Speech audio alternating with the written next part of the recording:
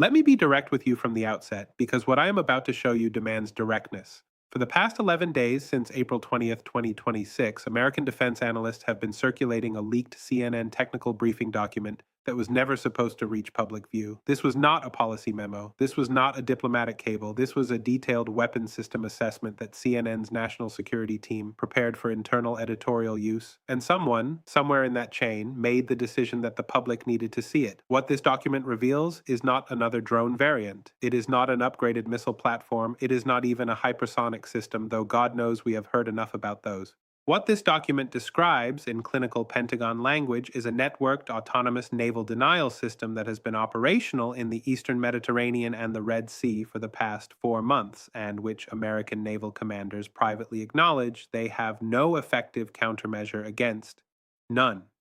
In the next 20 minutes, I am going to walk you through exactly what this system does, why the Pentagon classified its existence at the highest levels, why CNN had this information and sat on it until someone forced their hand, and why what you are seeing in shipping insurance markets right now, what you are seeing in the Suez Canal transit figures, what you are seeing in European diesel prices, is the direct economic signature of a weapon that has fundamentally altered the balance of power in three maritime choke points. This is Daily Brief. Subscribe now if you have not already, because what we are about to cover is being actively suppressed by every major Western defense publication, and you need to understand why. Let us start with the Eastern Mediterranean, because geography matters and because the system we are discussing was designed specifically for shallow, congested waters where traditional naval dominance breaks down. The Eastern Mediterranean, from the Suez Canal approach to the Aegean, averages between 200 and 1,500 meters in depth. To put that in perspective, American carrier strike groups are designed for deep water power projection. They operate most effectively in water depths exceeding 2,000 meters, where submarines have maneuvering room and sonar has range. What we are dealing with is a network of approximately 240 autonomous underwater nodes, each roughly the size of a shipping container, sitting on the seabed at depths between 180 and 600 meters. According to the leaked CNN briefing, these nodes were deployed between December 2025 and March 2026 by what the document describes as Iranian naval auxiliary vessels operating under commercial flags of convenience.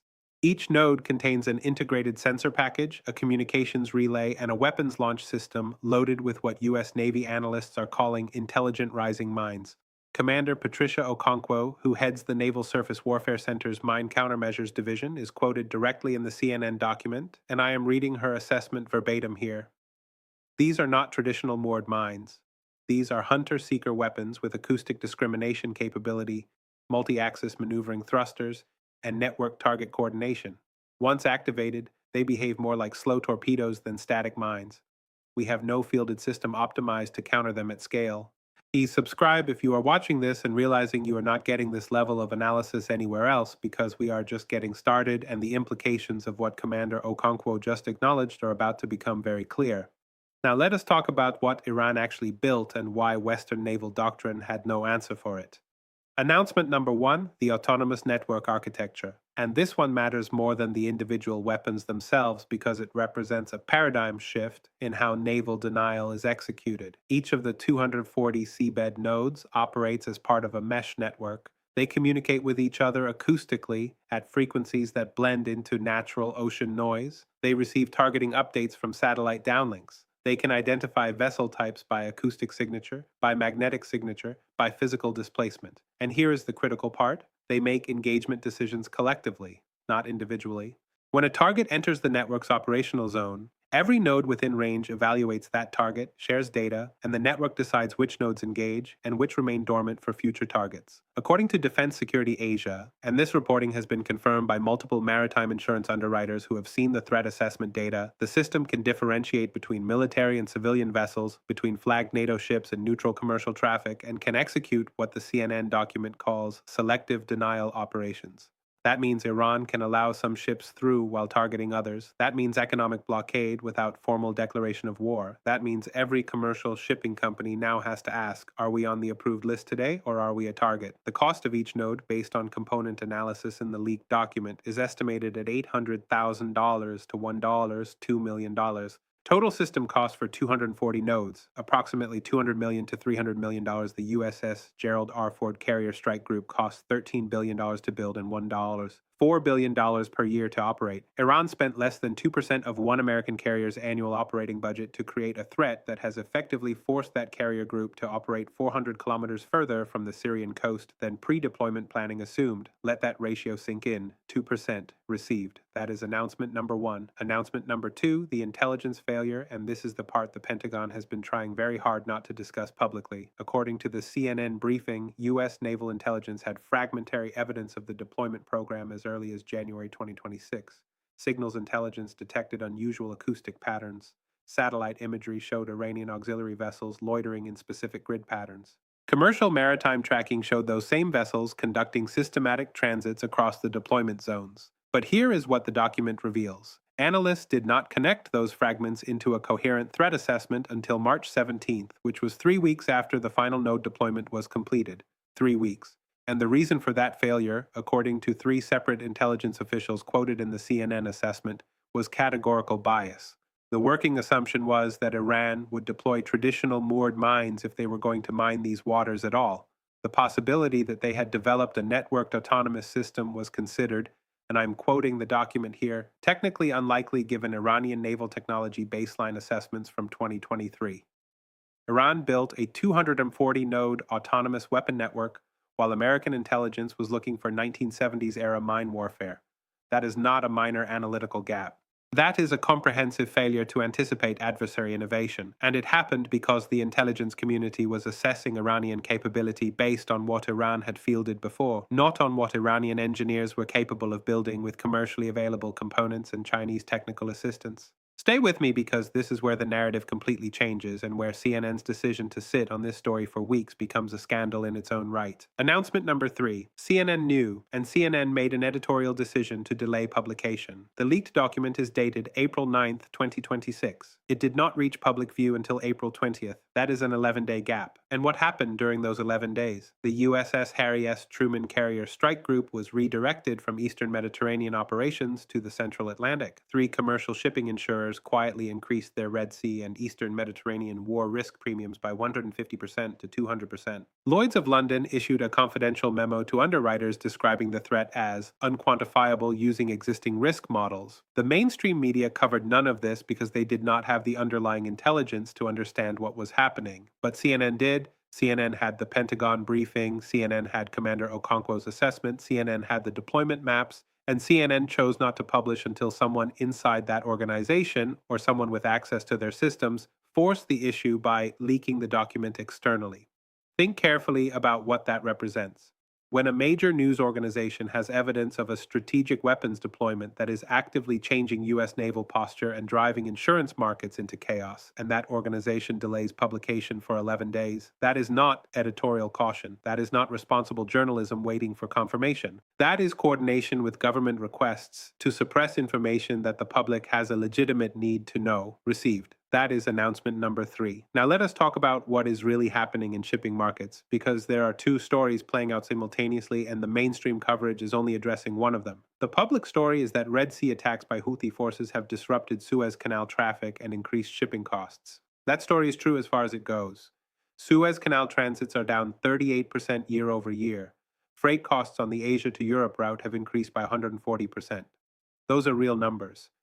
But the story behind the story, the one you will not see on the evening news, is that the autonomous mine network in the Eastern Mediterranean has made the Suez route fundamentally uninsurable for certain categories of cargo and certain flag states, regardless of what happens with Houthi attacks. Insurance underwriters are now requiring proof of network clearance before issuing policies for Egypt-bound vessels carrying strategic commodities. And who controls network clearance? Iran does.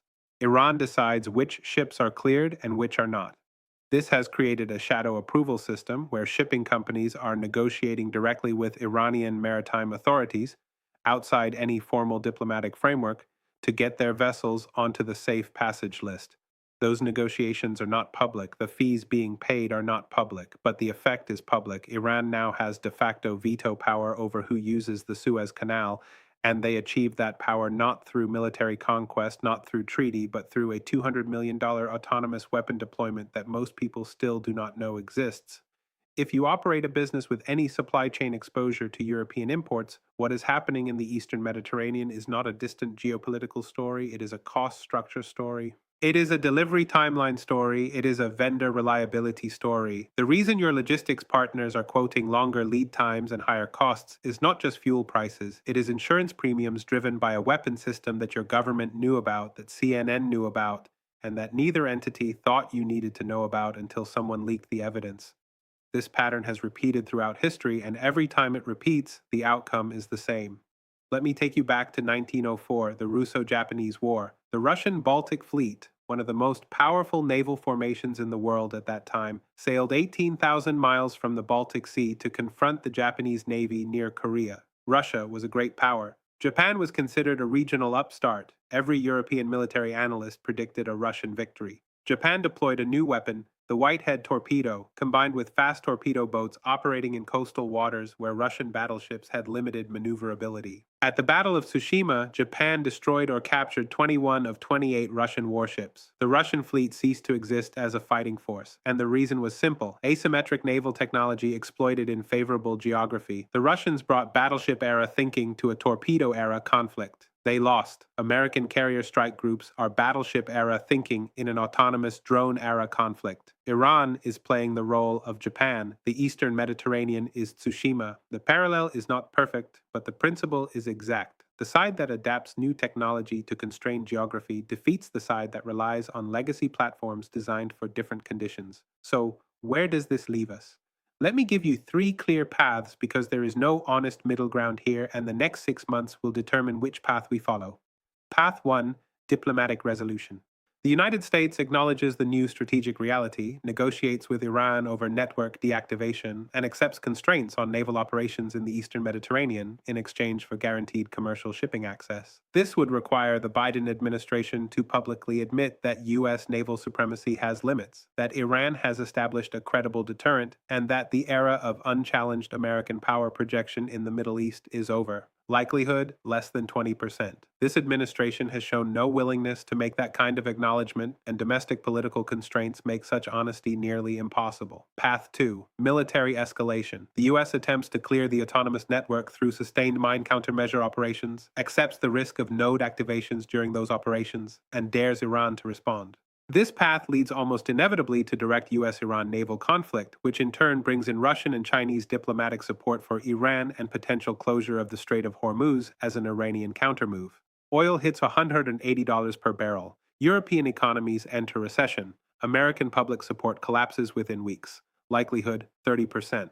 The Pentagon knows this is a losing scenario, but political pressure to do something could force their hand.